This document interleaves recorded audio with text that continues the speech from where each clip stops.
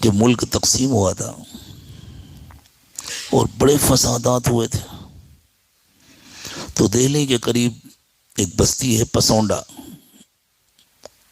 اب تو وہ گریٹر دہلی میں شامل ہو گیا، وہ پورا علاقہ بہت مہنگا، بہت قیمتی بن گیا۔ پسونڈا ایک تو گاؤں ہے جیسے ہمارا گرپن نلی گاؤں ہے، اور ایک پسونڈے سے باہر نکل، گاؤں سے باہر حضرت مولانا عبد المالک صدیقی رحمۃ اللہ علیہ کا مدرسہ تھا، مسجد تھی، مدرسہ تھا، خانقاہ تھی۔ تو اصل تو خانقاہ، خانقاہ کے اندر مدرسہ، خانقاہ مالکیہ۔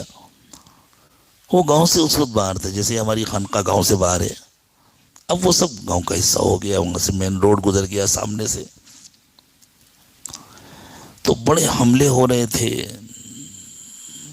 بہت خون خرابہ ہوا تھا۔ حضرت خانقاہ میں موجود تھے۔ جب حالات ذرا نارمل ہو گئے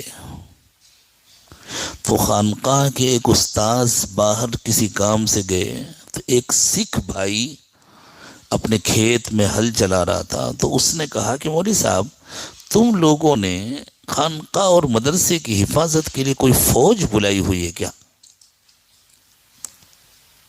تو انہوں نے کہا کیا ہوا؟ کہ کئی مرتبہ ہمارے سکھوں نے پروگرام بنایا کہ رات میں حملہ کریں گے، لیکن جب حملے کے لیے آئے تو سامنے فوج کھڑی ہوتی ہے، تو ڈر کے بھاگ گئے۔ تو انہوں نے اس کو تو کچھ مبہم سے جواب دیا کہ ہاں ہمارے یہاں حفاظت کا انتظام ہے۔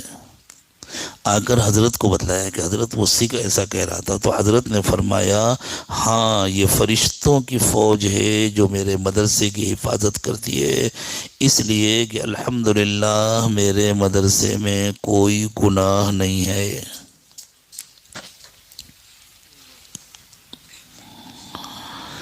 اگر ہمارے گھروں میں کوئی گناہ نہیں ہوگا،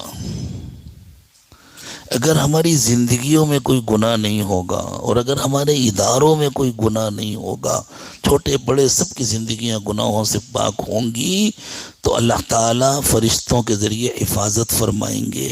اللہ کے لیے کیا مشکل ہے؟ اس لیے اس کی پوری کوشش کرنی چاہیے ہماری زندگی گناہوں سے خالی ہو۔ کل انشاءاللہ گناہ کی نحوستوں کے سلسلے میں